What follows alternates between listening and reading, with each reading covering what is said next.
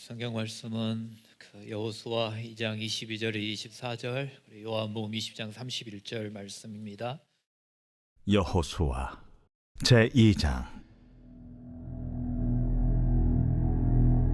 그들이 가서 산에 이르러 뒤쫓는 자들이 돌아가기까지 사흘을 거기 머물매 뒤쫓는 자들이 그들을 길에서 두루 찾다가 찾지 못하니라. 그 두 사람이 돌이켜 산에서 내려와 강을 건너 눈의 아들 여호수아에게 나아가서 그들이 겪은 모든 일을 고하고 또 여호수아에게 이르되, 진실로 여호와께서 그 온 땅을 우리 손에 주셨으므로 그 땅의 모든 주민이 우리 앞에서 간담이 높도이다.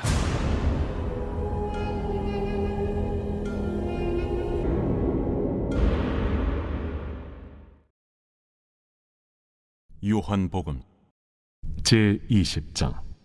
오직 이것을 기록함은 너희로 예수께서 하나님의 아들 그리스도이심을 믿게 하려 하며 또 너희로 믿고 그 이름을 힘입어 생명을 얻게 하려 함이니라. 기도하겠습니다. 하나님 아버지, 감사합니다. 주님의 귀하신 은혜 가운데 오늘 우리를 위하여 생명을 바쳐주시고 부활하신 부활주일로 영광 돌리게 해주시니 감사합니다. 하나님, 살려주셔서 감사합니다. 또 앞으로 또 소망을 가지고 살게 해주셔서 감사합니다. 하나님, 두려움이 아닌 믿음으로 담대함으로 나아가 우리의 입술에 절망을 노래하는 게 아니라 희망을 노래하게 하시고, 나의 아픔 때문에 원망하고 불평하는 것이 아니라 희망을 바라보며 하나님의 은혜를 송축하는 모습만이 우리 가운데 있게 하여 주시옵소서. 또 그 은혜에 감사하는 마음으로 아버지 앞에 예물을 드렸사오니 귀한 예물을 받아주시고 드린 그 손길들과 가정과 사업장과 직장 위에 하나님의 부어주시는 은혜들이 충만하게 하여 주시옵소서. 생일을 맞아 드린 예물 위에 또 하나님 함께 하시고 그 생명을 지금까지보다도 앞으로 더 복되게 사용하여 주시옵소서. 아버지의 말씀 앞에 섭니다. 이 말씀이 또 우리에게 두려움이 아닌 희망이 되게 하여 주시고, 하나님 정말 말씀 붙잡고 날마다 나아갈 때마다 주님이 주시는 독수리 날개치며 올라가는 새 힘들이 공급되게 해 주시옵소서. 함께 하실 주님을 찬양하며 예수님의 이름으로 기도합니다. 아멘. 네, 한 번 더 인사하도록 하겠습니다. 우리 집에 오신 걸 환영합니다. 네, 은혜만 가지고 가십시오. 한 번 더 할까요? 두려움 내려놓고 희망만 가지고 가십시오. 네, 아멘. 그렇게 되기를 주님의 이름으로 축원합니다. 네, 부활주일을 맞아서 예배를 드리는데 우리가 여호수아를 보면서 지금 2장에서 그 4주째 머물러 있습니다.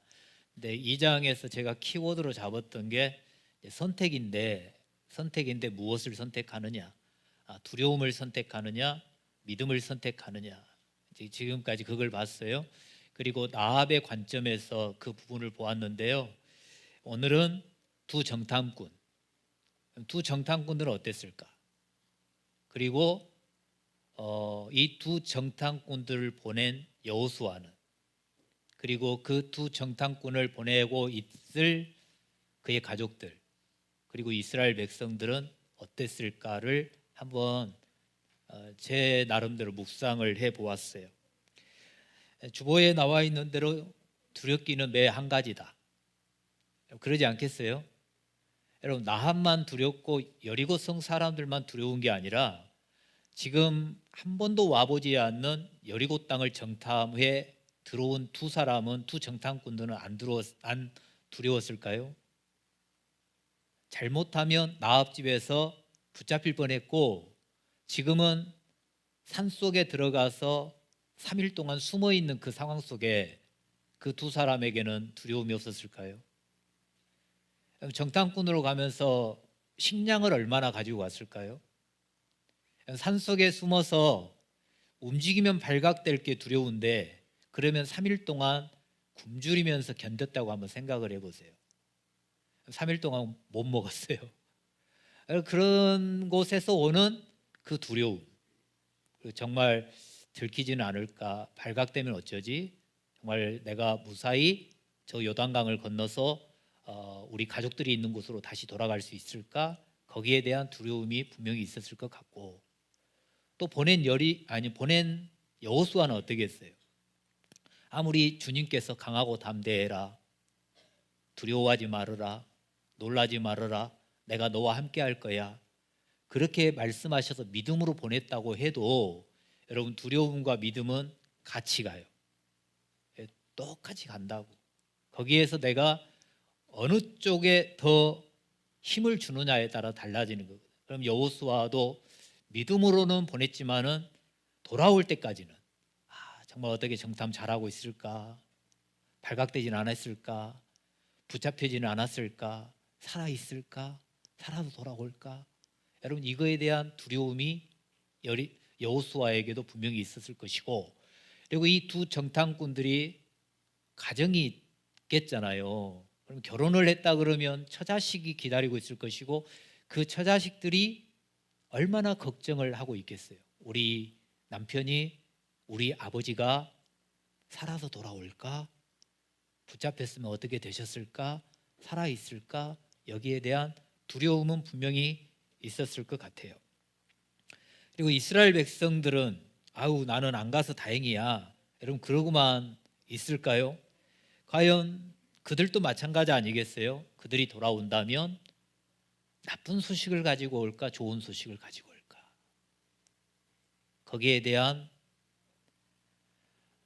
두려움들이 그들에게 분명히 있었을 것 같아요. 근데 그렇게도 기다리던 두 정탐꾼들이 이제 무사히 돌아왔습니다. 그러면 여호수아와 그의 가족들, 이스라엘 백성들 모두가 누구에게만 집중을 하겠어요? 그 두 정탐꾼에게만 집중을 할 거 아니에요. 무슨 말이 나오는지. 근데 이 두 정탐꾼들이 무사히 돌아가서 보고를 하는데, 정말로 이 여리고성이 엄청나게 큽디다. 겹겹이 두 겹으로 되어가지고 엄청나게 높읍디다. 막 이렇게 보고도 했을 것 같고, 그러면서 점령하기가 어려울 것 같습니다. 이런 보고를 한 것이 아니라 뭐라고 보고를 하냐면, 게임 끝났습니다. 이미 게임 끝났습니다. 우리도 두려운데 저들은 이미 두려움에 사로잡혀가지고 정신줄을 놓아버렸습니다. 게임 아웃입니다. 정신줄을 놓아버렸다. 그러니까 이 장을 읽어오면서 그런 부분 9절, 10절, 11절에서 우리가 보았고, 그리고 오늘 22절, 23절, 24절에 돌아와서 이들이 보고할 때에 그들은 이미 정신줄을 놓아버렸어요. 하나님이 그 땅을 우리에게 주셨습니다 라고 고백을 하고 있습니다. 그런데다가 그들이 말을 할 때 그런 말만 했겠어요? 우리가 두렵고 떨림으로 여리고성에 들어가서 라합이라고 하는 여인을 만났는데 그 여인이 우리에게 해주는 말들을 들어보니까 우리를 도와주는 사람도 있습니다. 그들 중에는 하나님께서 이 성을 점령할 것을 알고 고백하는 사람도 있습니다. 이런 보고를 하지 않았을까요? 아까도 잠깐 말씀했지만 여러분, 두려움과 믿음은 같이 가는 것 같아요. 동전의 양면성과 같아요. 두렵다고, 믿음이 있다라고 해서 여러분, 두려움이 내게 없는 게 아니라, 여러분들은 어떻게 경험했는지 모르겠지만은 제가 믿음으로 무엇인가를 한다고 했을 때 여전히 한쪽에는 두려움이 같이 있더라고요. 같이 있어요. 근데 여기에 두려움과 믿음이 같이 있는데 내가 두려움 쪽으로 내 생각과 모든 것들이 기울어지고 이 두려움에 사로잡히게 되면 그때부터 일을 못해요. 무너져요. 근데 두려움은 분명히 있습니다. 그럼에도 불구하고 내가 믿음을 붙잡고 나의 도움이 주님께 오심을 믿고 믿음을 선택하고 믿음으로 더 강하게 내가 작용될 때 여러분, 무너지는 게 아니라 이겨내면서 나아가는 거예요. 그러니까 표현을 제가 그렇게 했는데 부들부들 떨려요. 다리에 막 떨림이 있어요. 근데 믿음으로 한 걸음 한 걸음 걸어가다가 보면 그 막 떨리던 이 떨림이 점점 사라지고 반듯하게 굳건하게 서는 모습이 있단 말이죠. 그래서 저와 여러분들이 무엇인가를 선택할 때에는 항상 두려움보다 믿음 쪽으로 더 내 마음을 작동시킬 수 있기를 주님의 이름으로 축원합니다. 여기에 달려, 여기에. 내가 어느 쪽으로 기우느냐. 어떤 분은 이렇게 표현을 해요. 내가 어느 쪽으로 엎어지느냐. 그게 그 사람의 본심이다. 내가 두려움 쪽으로 엎어지고 두려움 쪽으로 기울어지면 그 사람의 지금의 모습인 거예요. 근데 내가 아까도 말씀드렸지만 두렵지만은 믿음을 선택하고 떨리지만 믿음 쪽으로 걸어가면 그 사람이 믿음을 선택한 것이고 하나님을 믿는 믿음으로 나가는 거죠. 그래서 저와 여러분들이 매 순간 진짜 두려움보다 믿음을 선택해내는, 그리고 믿음과 함께 한 걸음 한 걸음 걸어가 그 보이지 않는 그곳에서 하나님이 내가 믿는 믿음 뒤에 무엇을 발견하게 하는지를 목격하고 간증하는 은혜가 우리 가운데 있기를 주님의 이름으로 축원해요. 이와 비슷한 사건이 여러분 우리가 지금 구약 성경을 읽어오면서 그 사사기 6장에서 8장에 등장하는 기드온, 여러분 기드온이라고 하는 사람이 어찌 보면 오늘 우리가 읽었던 여호수아 2장의 모습과 비슷하다고 제가 지금 느꼈어요. 미디안의 침략을 받아 식민지 생활을 지금 7년째 하고 있습니다. 모든 사람들이 힘들다고 말을 합니다. 못 살겠다고 그래요. 그런데다가 농사가 지어서 추수할 때만 되면 어김없이 미디안과 아말렉 군대가 쳐들어와 가지고 추수한 곡식뿐만 아니라 짐승들까지 다 약탈해 가요. 그래서 모든 사람들이 이제는 더 이상 못 살겠다고 부르짖고, 하나님께서는 그 부르짖음을 들으시고 기드온에게 찾아오시죠. 근데 여러분 기드온도 두렵기는 매 마찬가지예요. 1년 농사를 지어서 이 농사 지은 것으로 가족이 먹고 살아야 될 건데 애써서 농사 지어서 추수를 해놓으면 어김없이 와서 다 뺏어가니까 빼앗기지 않기 위해서, 그리고 약탈하지 않기, 그런 사람들 보면 두려우니까 기드온이 보여주는 장면이 어떤 장면이었어요? 포도주 틀 속에 들어가 타작했다, 이렇게 성경은 기록하고 있는데, 여러분 포도주 틀 속에 들어가서 우리가 상상하는 타작을 할 수가 없어요. 중앙에 원으로 되어 있어 맷돌, 큰 맷돌 같은 게 있고, 그리고 폭도 1m 폭도 안 되는 그 둘레로 이렇게 되어 있거든요. 그럼 거기다가 포도를 다 집어넣어 놓고 밖에서 이제 그 맷돌을 돌리면 그 힘에 의해서 포도즙이 나오는 건데, 여러분 1m도 안 되는 그 폭 속에 들어가서 타작을 한다라는 게 가능치가 않다고. 그러니까 숨어서 안 뺏기려고. 어찌 보면 부모의 심정을 한번 생각해 본다면 이거라도 어떻게 몰래 내가 추수를 해내어야 내 아들 딸들에게 밥 한 끼라도 먹일 수 있고 하루라도 배를 안 골게 하는 그런 마음이 있기 때문에 기드온이 숨어서 그런 추수를 하고 있는 거 아니겠어요? 그런데 그 하나님이 찾아오셔가지고 그런 기드온에게 하는 말이 큰 용사여, 이렇게 말씀하시면서 네가 미디안의 손에서 이 백성들을 구원해내라, 이렇게 하나님의 미션을 주고 계시죠. 여러분 기드온 자신도 자기가 큰 용사가 아니라는 걸 알 것 같아요. 이스라엘 백성들을 구원해내라고 하는 명령 앞에 두려움은 더 크게 몰려왔을 것 같아요. 자기 혼자 그렇게 숨어서 타작하고 있는 것도 들키면 얼마나 힘들겠어요. 근데 그 두려움으로 그렇게 하고 있는데 백성들을 구원해내라.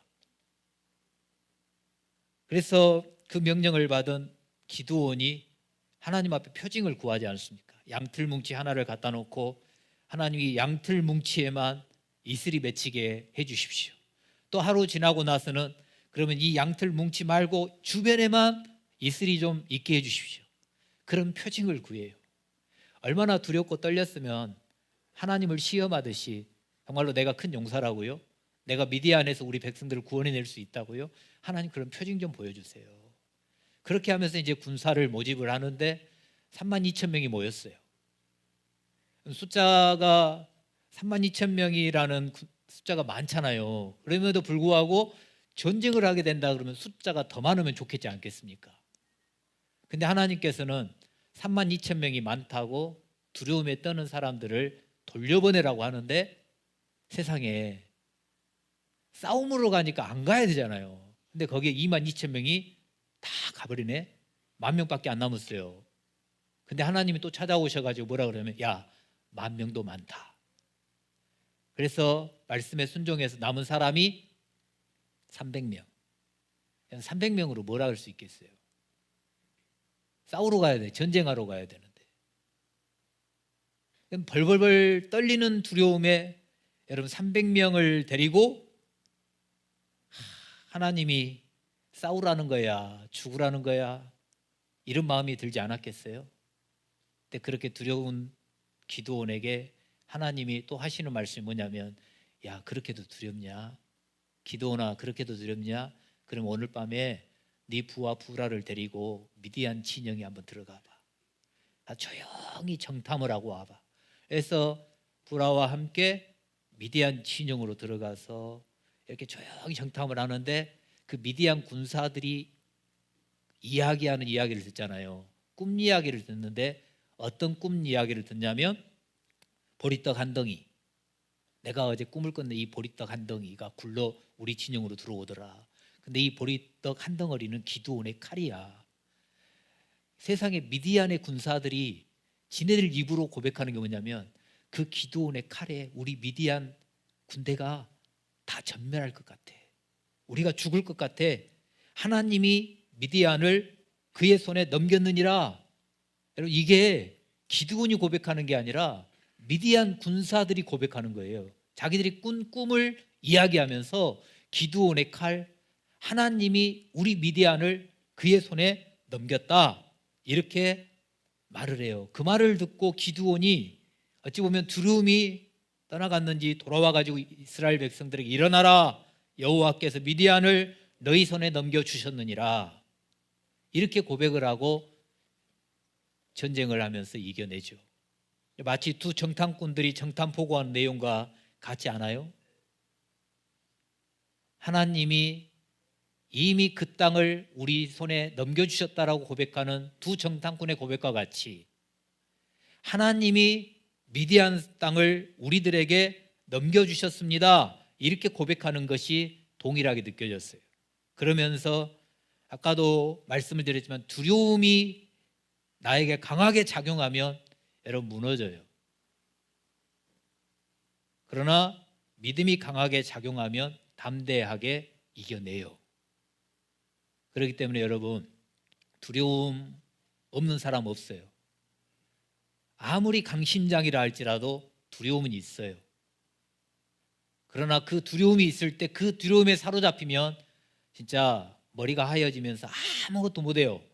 그러나 두려움이 엄습해 오지만 믿음을 더 강하게 작용하면 하얘졌던 머리들에 여러분 정신이 번쩍 들 거예요.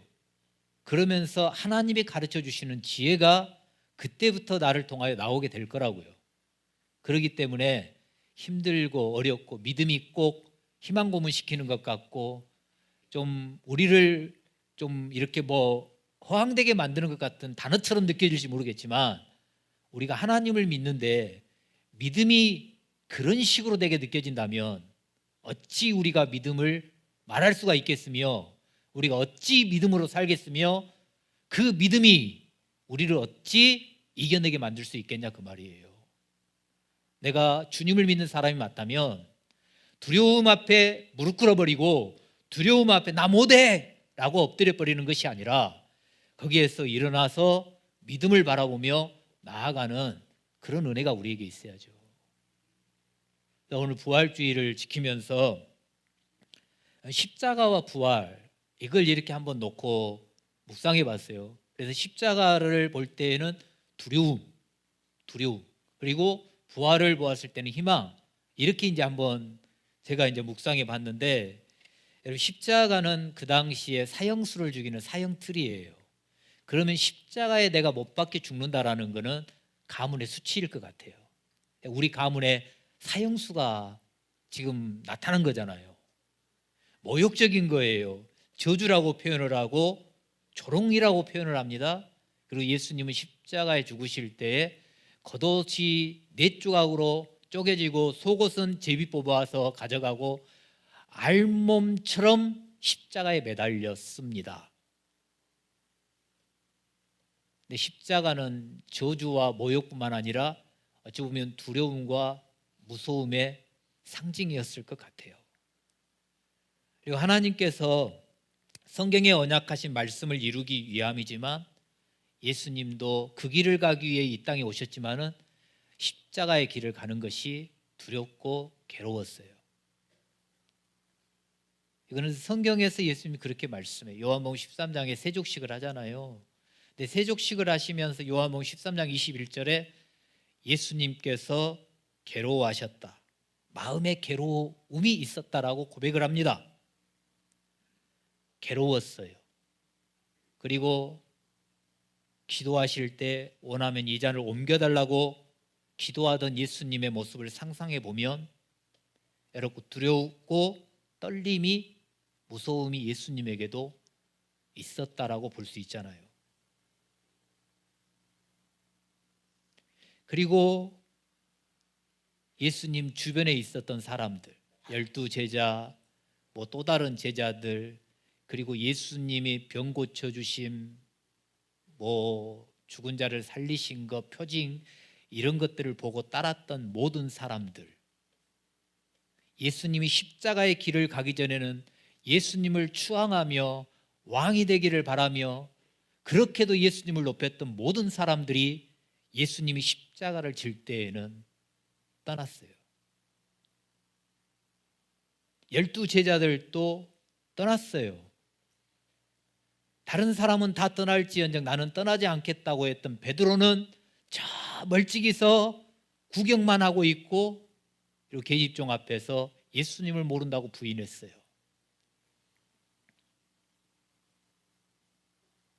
예수님을 그렇게 추앙했던 사람들, 종려나무 가지를 흔들며 환영했던 모든 사람들이 종려나무를 내려놓고 어찌 보면 그 손에 돌을 들고 예수님을 십자가에 못 박혀 죽여라고 외쳤어요. 그들은 왜 그랬을까? 요한복음 9장 말씀으로 보면 예수님을 인정함과 동시에 그들의 무리 속의 공동체 속에 출교당해 쫓겨나야 되기 때문에 십자가의 곁으로 갔다가 십자가에 매달린 예수님을 아는 척만 했다가는 쫓겨나게 생겼으니까 얼마나 두렵겠어요.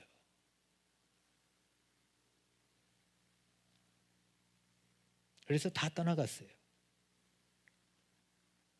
예수님이 십자가를 짊으셨을 때 그 옆에 있었던 사람들은 별로 없었어요.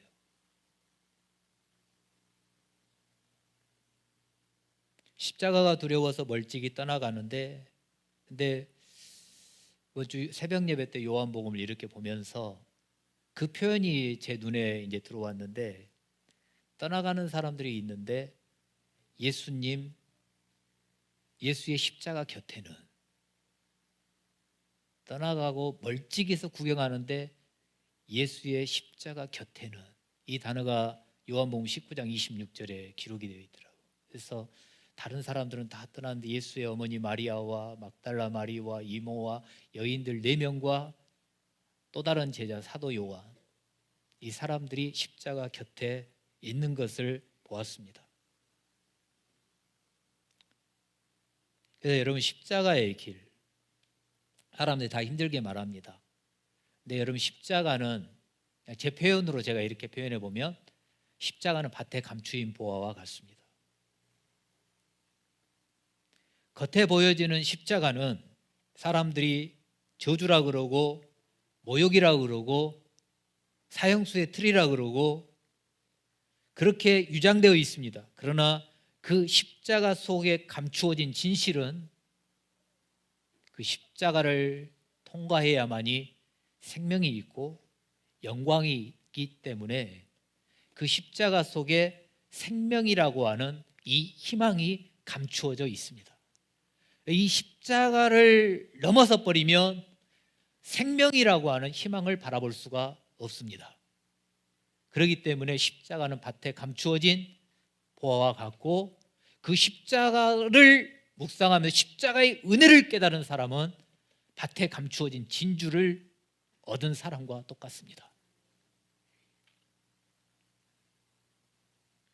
그래서 오늘 부활주의를 보내며 요한복음 20장이 1절부터 18절 말씀, 오늘 새벽에 본문이었는데 예수님 살아나셨어요. 부활하셨어요.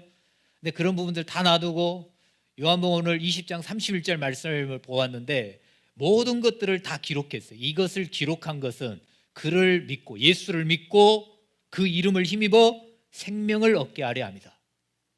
예수를 믿고 예수의 이름을 힘입어 우리에게 생명을 얻도록 하기 위하여 성경이 기록되었다라고 사도 요한이 말씀을 하고 있습니다. 그러니까 사도 요한이 요한복음을 기록하고 예수님의 행적을 기록한 것은 우리에게 뭘 주고 싶은 거냐면 예수 안에 생명이 있다. 그가 오신 이유, 오늘 막대기 팀들이 헌금송을 하는 찬양 제목이 그가 오신 이유인데, 예수님이 이 땅에 오신 이유, 십자가를 짊어지신 이유, 그게 저주고 그리고 모욕이 아닌 그 십자가 속에 감추어진 생명에 대한 희망을 우리에게 주시기 위함인 거예요. 여러분, 십자가는 고난이 아니라 생명으로 인도하는 희망이에요. 그걸 여러분 놓치지 않았으면 좋겠어요. 그래서 여러분, 두려움에서 희망, 영광에 감추인 보화를 캐내고 생명을 얻기 위해서 우리가 해야 될 일이 있다면 뭐냐? 내가 두려움에 벌벌벌 떨면서 거기에 멈춰 있느냐? 아니면 더 쇠퇴하느냐? 아니면 믿음을 붙잡고 조금씩 조금씩 한 걸음 한 걸음 주님이 원하시는 분량으로 자라가느냐? 생명을 바라보면서 내가 지금은 십자가의 길을 걷고 있지만 희망을 노래할 수 있는 이유가 어디에 있느냐? 그렇게 하기 위해서 어떻게 해야 되느냐? 여러분, 주위에 은혜가 충만한 사람이 있을 거예요. 믿음이 담대한 사람들이 있을 거예요. 말씀대로 살기 위해 몸부림치는 사람들이 있을 거예요. 여러분, 그 사람들에게 붙어 다니세요. 여러분 주위에 그런 사람들이 있으면 그 사람들을 가까이 하세요. 내가 누군가를 가까이 하느냐에 따라서 내게 영향력이 와요. 내가 그 사람을 닮아간다고요. 그러니까 나보다도 은혜가 충만한 사람, 저 사람에게도 힘든 일이 있음에도 불구하고 저 사람은 두려움 속에 사로잡히는 게 아니라 믿음으로 이겨내더라, 이런 사람이 여러분 눈에 보이면 그 사람에게 가까이 가십시오. 그리고 그 사람에게서 풍겨나는 믿음을 내 것으로 만들어내십시오. 그 사람에게서 풍겨나는 은혜를 나도 풍겨내려고 노력을 하십시오. 그러면 살아나요. 그러니까 내 주위에 은혜가 풍성한 사람, 믿음이 담대하게 보이는 사람, 무너지는 것 같지만 말씀대로 살아내려고 애쓰는 사람, 이 사람은 오늘 좀 표현을 해본다면 비타민과 같은 사람. 몸이 좋아라고 먹잖아요, 비타민. 그런 사람은 내게 비타민과 같은 사람이에요. 모든 사람의 건강, 막 이렇게 체중, 거기에 신경 쓰잖아요. 어제 식사 준비하신 분들이 오후에 막 주는 대로 먹었더니 어제 저녁에 제가 저울에 딱 올라가니까 1.5kg가 쪄버렸더라고요. 주는 대로 먹었더니. 그러니까 이렇게 주는 대로 받아 먹으면 입은 즐거운데 몸이 그래요. 근데 이렇게 다르게 표현해 보면 은혜가 좋은 사람들, 믿음이 담대한 사람들, 말씀대로 살려고 몸부림치는 사람들, 이 사람들은 내게 탄수화물을 공급해 주는 사람들이 아니라 단백질을 공급해 주는 사람과 똑같은 거예요. 이 뭔 말인지 이해가 되시죠? 비타민과 같은 사람, 은혜가 풍성한 사람들, 말씀대로 살려고 몸부림치는 사람들, 여러분, 그런 사람들은 진짜 비타민과 같은 사람들. 이런 사람들에게 붙어 있어야 그 영향력이 내게 스며들어옵니다. 매사에 두려움에 붙잡힌 사람, 부정적인 사람에게 붙어 다니면 여러분 어느 순간 나도 그렇게 바뀌어져 있어요. 그걸 조심하셔야 돼요. 그러나 은혜를 받고 믿음이 좋은 사람과 붙어 다니면 처음에는 힘들어요. 왜? 너무 힘들어. 내가 그렇게 안 해봤으니까. 그 사람처럼 하려고 하니까 내가 못 따라가겠어요. 여러분, 그래도 따라가야 돼요. 우리가 신앙생활 하면서 한 조금 다니다가 보고 조금 말씀을 읽어보다 보고 기도하다가 보면 뭔가가 안 나타나거든. 그러니까 사람들이 쉽게 포기하거든요. 근데 우리가 바로 믿은 대로 뭔가가 막 드러나고 어떤 현상이 일어난다면 얼마나 좋겠어요? 근데 예수를 믿으면서도 여러분 1년, 2년 은혜가 풍성한 사람하고 같이 다니면 나만 손해보는 것 같아. 뭔가가 안 일어나. 뭐 이렇게 하면은 누구는 복 받았다고 말은 하는데 내게는 복이 안 오고, 이렇게 하면은 은혜가 충만하다고 하는데 1년을 그렇게 했는데도 내게는 은혜가 안 오는 것처럼 느껴질 때가 있어요. 느껴질 때가 있는 게 뿐만 아니라 그럴 때가 분명히 있을 거예요. 근데 거기에서 여러분 멈춰버리면 거기에서 끝납니다. 근데 1년은 내게 은혜가 안 오는 것 같고, 그 사람이 받은 복을 내가 안 받는 것 같고, 그 사람이 누리는 행복이 내게는 없는 것 같고, 여러분 그때도 꾸준하게 붙어 다니십시오. 꾸준하게 붙어 다니면 3년이 지나고 4년이 지나고 5년이 지나면 뭔가가 달라질 거예요. 내 마음에, 내 가정에, 내 자녀들에게, 내 주위 환경 속에 하나님의 일하심이 그때부터 하나하나 보이기 시작할 거예요. 여러분 조금 해보고 안 된다고 포기하지 말라고. 그리고 시간이 흘러가면서 붙어 다니라고 했으니까 맨날 붙어 다니기만 하면 안 되고요. 붙어 다니면서 은혜를 받았어. 붙어 다니면서 그 사람이 누리는 은혜도 나도 누려봤고, 그 사람이 하나님으로부터 주시는 영광도 받아봤어. 그러면 계속해서 붙어만 다니는 게 아니라 누군가를 붙여서 다니는 사람이 되어야 돼요. 내가 그 사람에게 붙어 다니면서 은혜를 받았다면 그렇게 해서 끝내버리는 게 아니라 내가 누군가를 내게 붙여서 그 사람에게 복을 전달하는 통로로 쓰임받아야 돼요. 혹시 저에게 만약 붙어 다니면서 저를 통해서 어떤 선한 영향력을 받으셨다? 그러면 그걸로 끝나버리고, 아 그래 목사님한테만 붙어 다니면 뭔가가 생겨, 그러니까 목사님한테만 붙어 있어야지, 그렇게만 하면은 안 되고, 그런 은혜를 받았다 그러면 누군가가 내게 붙으면 너 저리 가. 나도 목사님께 붙어 다니는데 나도 힘든데 너까지 붙어가지고 같이 다니려면 힘드니까 너는 저리 가. 그러는 게 아니라 은혜를 받았으면 내게서 떨어져 나가서 그 사람을 붙여서 그 사람을 이끌고 다니며 내가 받았던 은혜를 그 사람에게도 흘러가게끔 만드는 것이 십자가의 정신이고 부활의 은혜를 아는 거죠. 여러분 그런 은혜를 저와 여러분들이 누렸으면 좋겠어요. 두려움을 내려놓고, 처음에 여호수아 2장을 설교하면서 그랬잖아요. 두려움을 내려놓고 순종은 붙잡고, 두려움을 내려놓고 믿음을 선택하고, 모든 게 그러는 것 같아요. 제가 어렸을 때 뭐 농사꾼의 아들로 태어났으니까 농사 짓는 걸 보잖아요. 그러면 겨울에 씨를 뿌려요. 지금 뭐 하우스도 있고 그러지만 그 밭에 겨울 벼를 추수하고 나면 보리를 뿌려요. 그럼 보리가 파란색이 이렇게 올라오면 제가 살던 곳 눈이 엄청나게 많이 오거든요. 그럼 눈이 많이 오면 와, 제 어린 생각에 보리 이삭이 다 죽었겠다. 다 죽었겠다. 그런 생각. 왜 겨울도 안 지났는데 좀 봄이 오고 따뜻해지면 씨를 뿌리지, 왜 겨울에 저렇게 씨를 뿌릴까? 왜 저런 고생을 할까? 그렇게 저는 생각을 했어요. 근데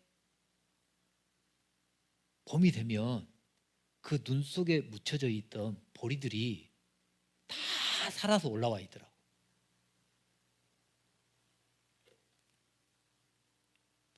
무엇을 말씀드리고 싶었냐면, 겨울이라고 춥다고 씨를 뿌리는 것을 두려워하면 여러분 봄에 싹을 못 틔워내고 또 추수 때가 되어서 열매를 못 거둬요. 죽을 것 같은 두려움이 있지만은 씨를 뿌리려야 열매를 거두어 드리듯이 우리의 신앙에 있어서 이렇게 하면 내가 힘들고 두려움 같은 마음이 들더라도 여러분 믿음으로 가셔야 하나님이 주신 은혜를 저와 여러분들이 누릴 수가 있고 두려움이 아닌 희망을 노래하며 하나님의 은혜 가운데 살아갈 수 있는 거예요. 여러분 이번 부활주의를 맞아서 우리 교회가 2026년도에는 새로운 길을 열어가는데 두려워하지 말자, 이걸 지금 슬로건으로 내세웠는데요. 여러분 그러한 길을, 새로운 길을 열어가는 데 있어서 다시 한번 부탁드리는 것은 두려움을 버리고 생명에 대한 희망을 붙들어 주시기를 부탁을 드립니다. 저번 주에 표현했던 것처럼 임직식이 끝나고 나면 웰컴 투 홈이라고 하는 현수막이 저 바깥 외벽에 붙을 거예요. 우리 집에 오는 모든 사람을 환영한다. 우리 집에 들어오는 모든 사람들에게 하나님의 은혜가 임하고 우리 집에 들어오는 모든 사람들에게 우리 교회의 수치가 떠나고 영광이 오는 것처럼 우리 집에, 우리 교회에 들어온 모든 사람들에게 그런 두려움들이 떠나가고 희망이 생겨나고 그걸 노래하는 장소가 되기를 기대하면서 저와 여러분들이 두려움을 내려놓고 희망을 바라보면서 나아가 주시기를 부탁을 드립니다. 그래서 2026년도가 끝나가고 한 해 한 해 우리의 신앙이 이렇게 갈 때마다 우리의 입술에서 주님을 향한, 주님이 하셨어요, 이 고백이 진실되게 나왔으면 좋겠고, 이것도 우리가 올해 지금 4월을 시작했거든요. 근데 이제 하다가 보면 조금 하다가 안 된다고 포기하는 게 아니라 우리가 될 때까지 하면서 여러분 어제도 어떤 분들이 그런 말을 했거든요. 지내놓고 보니까 이렇게 웃으면서 얘기를 한다고. 몇 년 전만 해도 얼마나 두렵고 떨리셨어요. 근데 지금 지내놓고 보니까 웃으면서 이야기한다고. 근데 그것뿐만 아니라 우리의 삶의 현장에서 학생들은 학생들대로 우리의 가정에서, 직장에서, 모든 곳에서 여러분 그런 일이 동일하게 나타날 거예요. 그런 걸 기대하면서 여러분 두려움은 내려놓고 믿음 붙잡고 희망을 바라보며 나아가는 은혜가 있기를 주님의 이름으로 축원합니다. 네, 하나님 아버지 감사합니다. 우리에게 생명을 주시기 위하여 십자가의 길을 걸으시고 또 무덤문을 열고 부활해 주셔서 감사합니다. 하나님 부활주일이 연중 행사로 끝나는 것이 아니라 우리의 호흡이 있는 순간순간마다 십자가의 길을 걸으시고 부활해 주신 주님의 은혜를 송축하며 날마다 즐겁도다 이날, 즐겁도다 이날 이렇게 고백하면서 날마다 부활을 간증하는 귀한 은혜가 있게 하여 주시옵소서. 그래 아버지, 십자가의 길처럼 어려움 때문에, 고난 때문에, 아픔 때문에, 근심 걱정, 건강과 자녀들 때문에 두려움이 있을 건데 아버지, 주의 사랑하는 백성들이 그 두려움을 주님 앞에 내려놓고 주께 도움을 구할 때마다 부활의 소망을 주신 아버지께서 그들 심령 위에 찾아가셔서 사랑하는 아들아, 사랑하는 딸아, 두려워하지 말아라. 겁먹지 마라. 너 정신줄 놓으면 안 돼. 내가 너와 함께 하잖아. 내가 언제나 너와 함께 할 테니 걱정하지 마. 그 음성을 날마다 듣게 하여 주시옵시고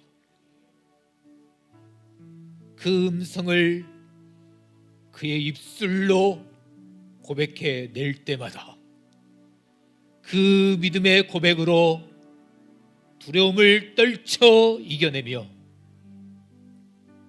날마다 살게 하시는, 날마다 부활을 주시는 주님을 송축하게 하여 주시옵소서. 아버지, 우리 성도들의 심령을 부활시켜 주시고 우리 성도들의 가정과 사업장과 직장과 건강과 자녀들 위해 부활의 영이 충만히 임하게 하여 주시옵소서. 2026년에는 새로운 길이 열려지며 부활의 역사가 임하기를 원하오니 주여 행하여 주시옵소서. 예수님의 이름으로 기도드리옵나이다.